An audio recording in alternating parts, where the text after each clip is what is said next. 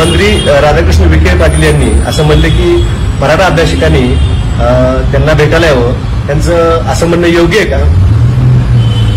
हे बघा, सन्माननीय मंत्री महोदयांनी ज्या ज्या लोकांनी त्या GR वर आक्षेप घेतलाय त्यांना चर्चेसाठी बोलवल्यात अशा बातम्या आलेल्या आहेत. पण माझं मंत्री महोदयांना एक माझं म्हणणं आहे, मराठवाड्यातला जो काही मराठा आहे तो कुणबी होता पूर्वाश्रमीचा ओबीसी मध्ये, म्हणजे हैदराबाद गॅझेटेडमध्ये, तर तो मराठवाड्यातला सगळा मराठा कुणबीच आहे अशा पद्धतीची मांडणी किंवा अशा पद्धतीचा GR तुमचा काढायला तुमचा अधिकार आहे का?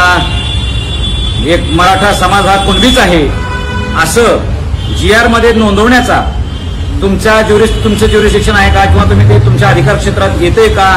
या प्रश्नाचं उत्तर त्यांनी द्यावं. राधाकृष्ण विखे पाटील साहेबांना सांगायचं आहे की तुम्ही आम्हाला जो काही GR दिलेला आहे तो दिशाभूल करणारा आहे. आमची अशी अपेक्षा होती की मराठवाड्यातल्या सगळ्या मराठ्यांना कुणबी समजून ओबीसी दाखले देण्यात यावेत, पण ते तसं होताना दिसत नाही. 2001चा कायद्याचा त्यात उल्लेख आहे. माझ्या अजून एक राधाकृष्ण विखे पाटील साहेबांना विचारणा आहे की साहेब, मराठवाड्यामध्ये 8,500 गाव आहेत, त्यापैकी केवळ 1,500 गावांमध्येच कुणबी नोंदी सापडलेल्या आहेत.